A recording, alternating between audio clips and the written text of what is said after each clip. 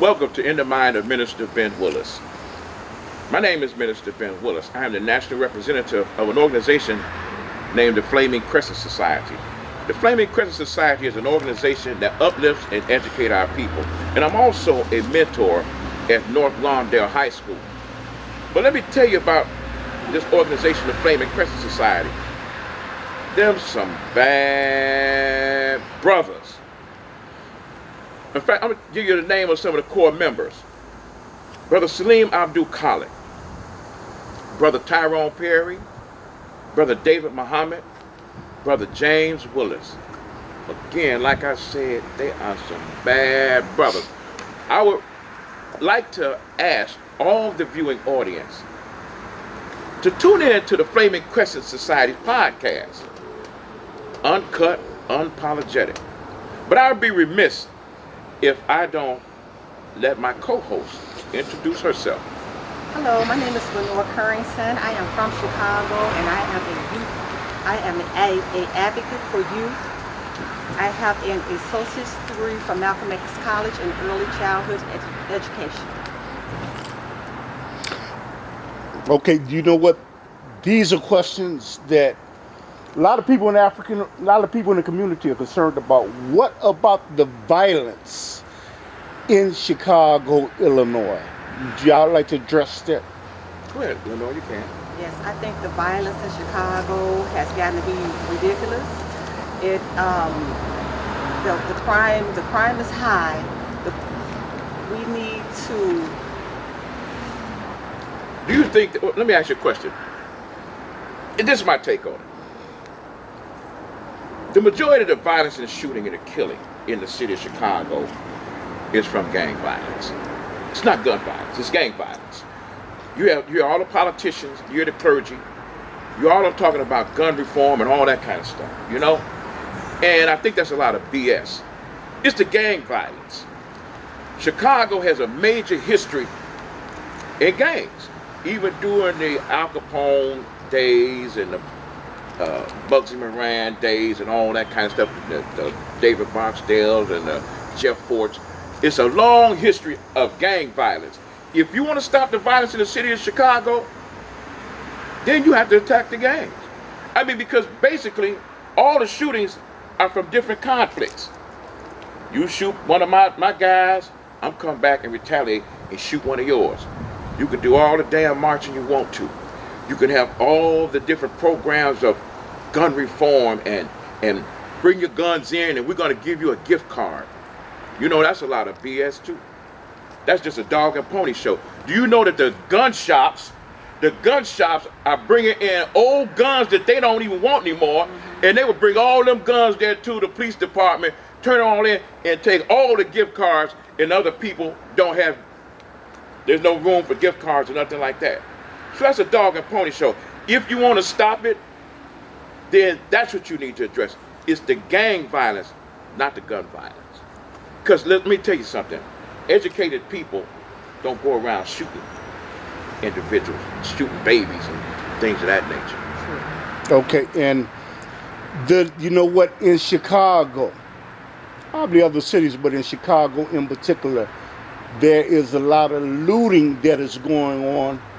And what is your feeling about the looting that is going on? There's a president, and I'm not going to call his name. He said, call his name. Call his name. Call it. What is his name? Don't keep him. Take the cover off of him. What's his name? Donald Trump. President Donald Trump said, if they loot, we must shoot. Oh, okay. So what is y'all feeling about the looting that is going on in downtown Chicago? Do you feel they're giving more protection to Chicago than in the city? And what is y'all feeling overall about it? With the looting that's going on in Chicago, I think that it has a lot to do with...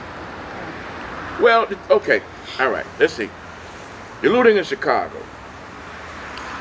The majority of people that's doing the looting aren't from Chicago. You know, they pay protesters to ride around in buses and ship them out to different cities to do this. They supply them with money.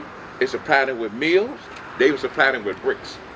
You know, in fact, they have trucks that they have bricks on skids, and they'll sit it right down in the middle of the street, and then those people can go and knock the windows and things like that out.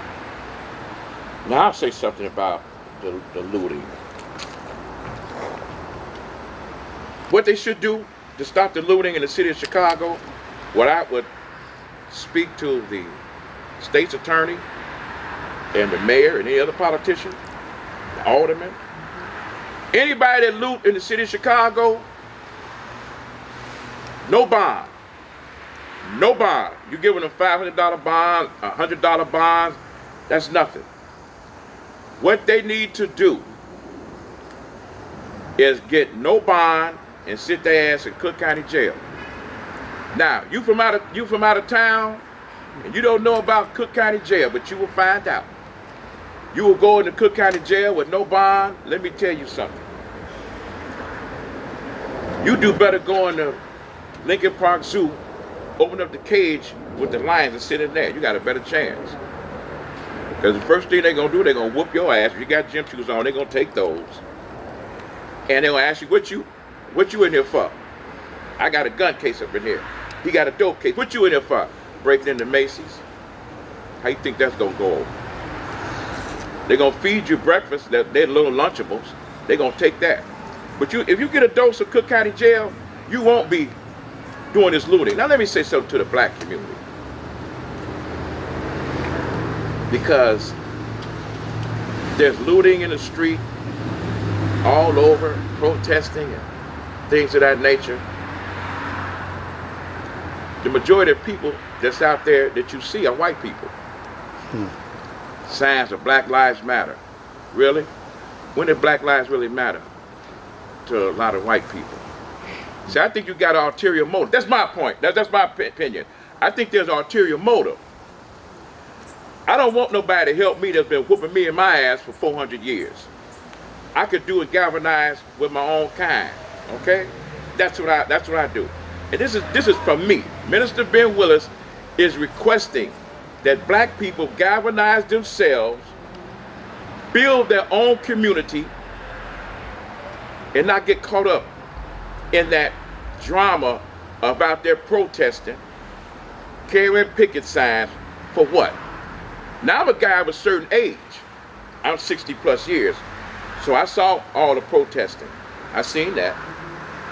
I heard about police reform. I seen that. They even drug Martin Luther King up today. I have a dream speech. Black boys and white boys and girls and Jews and Gentiles. How did that work out, Martin Luther King? In fact, that wasn't a dream. That was a nightmare for black people. 2020, we still getting killed. Let me say something else too about white people, because you know this brother that got shot 7 times up there in Kenosha, Wisconsin, Jacob Blake. I want to ask white people, what would have happened if a dog got shot 7 times in the back? It would have been an uproar from the white establishment, the white community. See, we're not even worth a dog. There's children, babies dying, getting hurt, getting killed. And there's nothing. Michael Vick, he was a football player. Yes. His cousins that ran a fighting dog kennel and stuff like that. They're dog fights. And he backed it, he funded it with money. They sent Michael Vick to prison for dog fighting. Now let me say something. I'm a dog lover. But dogs aren't nothing but property. They're not human beings. Just like a chair or a kitchen table, that's property. That's what a dog is. But they care more about dogs than they do about human beings. Michael Vick went into prison. He still apologized. He's still making them apologize right now for a dog. Just protesting black people. Get out of that and build your community now. And what I mean by building your community is building it financially, build your economic power, and then protect yourself. Protect yourself at all costs. Because this stuff that's going on right now, with them shooting and killing us on a regular basis, And we're talking about police reform. Like I said, that's been done already. We're out there protesting. That's been done already. I'm looking at these young people. They don't know which way to go. I look at these young NBA players. They're boycotted their games. They don't know what the answer is. And a lot of the people that are out here don't know what the answer is. I know what the answer is. Now, maybe they might not like what I say, and some people might. I don't give a damn. This is how this will stop. How this black murder would stop, murdering black people in the street. Until they start burying their children. When the mothers and fathers start burying their sons. When the children start burying their fathers. Start burying their daughters. Oh, then they will sit down and want to talk to you. You know, when a bully is bullying you, when you hit him in his jaw and knock his ass out, then he want to back up and start talking about, well, let's see what we can come up with. Until that happens, do I promote violence? No, if you do something to me, I will. I promote violence, yeah. And that's what needs to happen. Damn this police reform. Damn all of that. They went through that before. I remember back in the late 60s, early 70s, black people used to wear afros. And they used to have afro combs and afro picks to keep their hair nice. Police was killing black people dead and said they were mistaking the afro comb for a gun. So with all this kind of stuff, with the police lying, they say now what we got body cams. Guess what? Now the body cams is showing black people getting killed in high definition. In fact, the brother that got shot 7 times, Blake, that wasn't even from a body cam. That was from a cell phone. So yeah, white people start burying theirs. Oh wait a minute. Oh now they're gonna say, oh Minister Ben, now you're talking about white people. First off, I'm pro-black. I love my people. I love everything about my people. Even some of the crazy stuff, they can get checked though. But I love my people, 100%. I am not anti no race. I am pro-black. I couldn't be what I am to be anti any race. But I'd be damn sure if you do something to me and do something to my people, this is what they should do. Stop the preaching, stop the praying, whoop that ass and get up with them, and that would stop it. Oh, well, let me see. They're going to tell me, I'm going to get some guys going to tell me, hey man, all white people ain't bad. I know, I got white associates. They're good guys. In fact, one of them told me, he said, I understand where you're coming from, Minister. He says, slavery was bad, but I didn't have anything to do with it.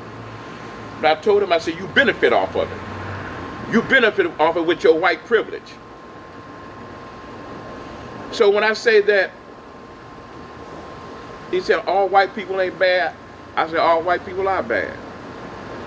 All. Now listen to what I'm saying. All. For those buck dancing cool Negroes that want to come at me like that, I'm telling you again, all. Do you know all is 51%? 51% is all. I said all. Now let me ask you this then, for those buck dancers that want to come at me. Cool Negroes. If you have a room full of snakes, and 80 of them are poisonous, but 20 of them aren't, you going in that room? No. You going in there? They ain't all that. I mean, it's 20 of them. They're good. They nice. You going in there? You get my point. It's time to stop all that. And let me say something else to white America. Not all black folks is under that thing of turn the other cheek. And y'all like to bring Martin Luther King's ass up all the time out of No, hell yeah. The passive Martin Luther King, I am not with. Again, I'm gonna piss off some more black people. And if I piss you off, then I did my damn job. But the Martin Luther King that I do like is the Martin Luther King that met with Elijah Muhammad, and he came back and he said, you know what? I think I started leading my people into a burning building. When he came up and realized that this ain't working. You know, they homogenized this brother, and no, I'm not following that. So again, like I say, if somebody hits you, you hit them back. You understand what I'm talking about? I'm gonna ask you a question that I find very perplexing. There is an organization, and I got with the NAACP and the Urban League. They're all owned by white people. They're all backed by white people. They're the dancers and things like that, and a lot of people that are part of them organizations have been brutalized, killed, and all types of stuff. But you know, it's a one organization, this black organization, that's been around in the black community for I don't know how long. But I never hear them getting killed by the police. I never hear about police brutality. I never hear the gangs, no drive-by shooters and killing any of them. That's their brothers and sisters out of the Nation of Islam. So would somebody let me know, have they ever heard, and they're out here all the time, has anybody ever held any of their brothers on the ground with their bow ties, on the ground with their knee and kill them? Never heard of it. Any of them sisters, have you ever seen any of them brothers on the street disrespect them sisters? Why? Why is that? Do you know those people who do have that problem with black people? That they do study you? That they do know? I think in the Holy Quran of the Muslims, that God orders you, not say you can, he orders you to fight with those who fight with you. That's why when you fight a Muslim, he's going to the death. Like, you know, like y'all seen the planes flying to the buildings and things of that nature. Oh, it's extreme. Well, it depends upon how they feel because they're coming out of the book. You know damn well, if you do anything to any of them, they right over there on Stony Island. Go over there. Go over there with your white supremacist self. Go over there and cause problems and see what happened. You see exactly what happened. And all you buck dancing Negroes, they want to stand there. And also, let me go. I'm getting kind of. Let me talk about these other brothers. Brother, I'm sorry. These other brothers, these other Muslim brothers, with your tap dancing ass.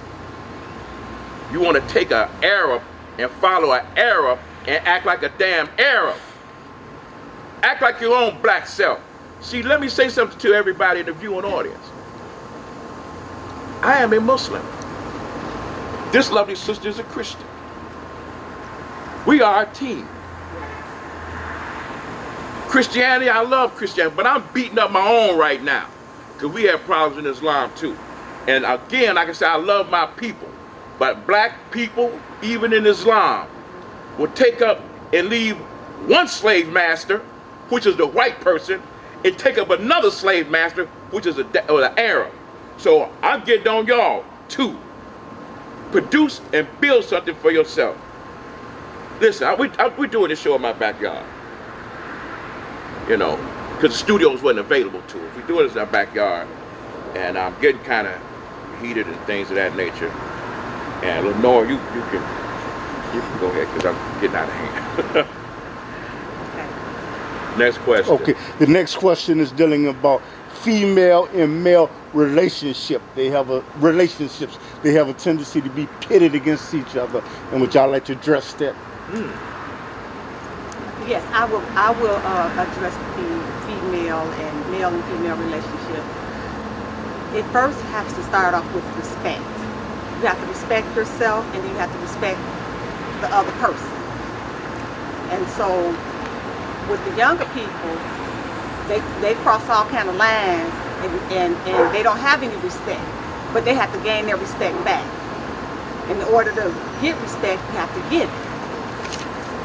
What about the sisters that deal with guys with their pants sagging down? Should there be now? Do the women respect themselves to accept a brother that got his pants sagging, or is it?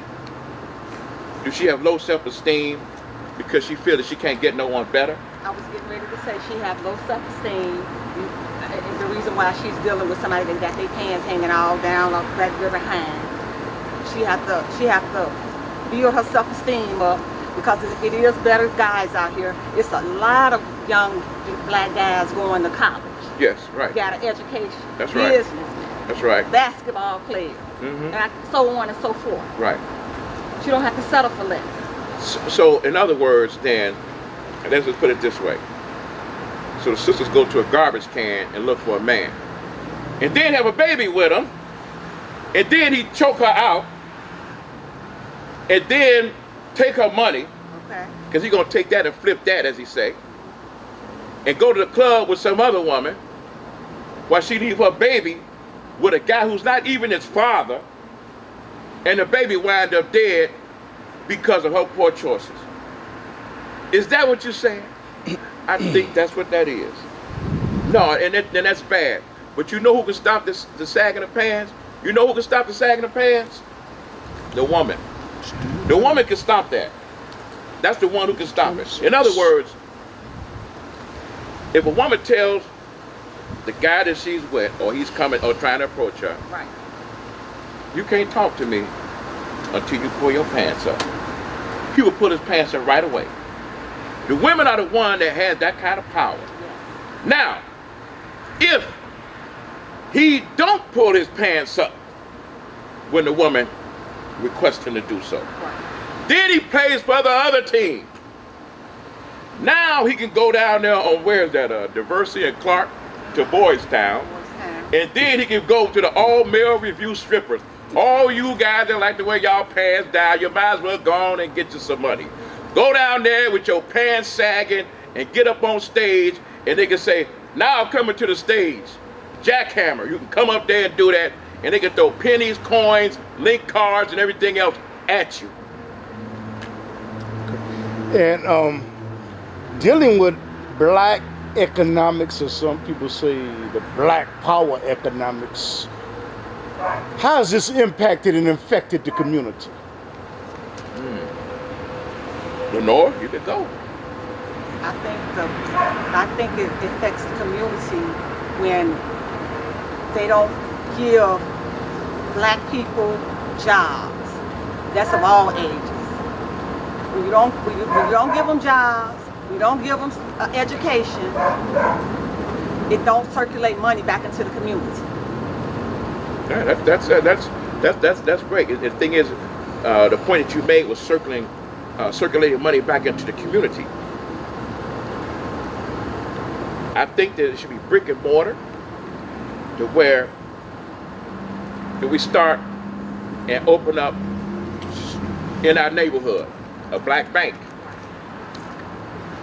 Number 2, a black school. Number 3, a black hospital. Number 4, a black supermarket. If we have those things in place in our community, our children will be educated by black teachers. Now there can be other teachers in there, but it's predominantly black teachers and black male teachers, because there are hardly any black male teachers in the school system. Black male teachers, you're educated in the community. The community goes to this school, they're educated. The people that work in the community work in the bank. The supermarket that's in the community. The money circulates into the bank and circulates throughout the community. And the people have jobs in the bank, in the supermarket, and the hospitals. You have black surgeons, black male and female surgeons working. Now that's building economic power in that neighborhood, which would then become a community. Back in 1920, in Tulsa, Oklahoma, They ran their own community. They didn't ask for no money. They had car dealerships, clothing stores, banks, food markets. They had all of that. It's called Black Wall Street. It was one of the worst massacres ever in the history of the United States. It was all blacks that was killed by racist white people. And they did that because they were jealous and envious of black people doing it and making it for themselves. You racist bastards. And that is the reason. And one of the things that we got to understand, one thing about the United States of America. The core of the United States of America is based on white supremacy. That is the core of the United States. White supremacy is in our educational system. White supremacy is in our judicial system. White supremacy is in our health care. White supremacy is in our economics. That is the core of this here in the United States of America. There is an organization, and I got with the NAACP and the Urban League. They're all owned by white people. They're all backed by white people. They're the dancers and things like that, and a lot of people that are part of them organizations have been brutalized, killed, and all types of stuff. But you know, it's a one organization, this black organization, that's been around in the black community for I don't know how long. But I never hear them getting killed by the police. I never hear about police brutality. I never hear even the gangs, no drive-by shooters and killing any of them. That's their brothers and sisters out of the Nation of Islam.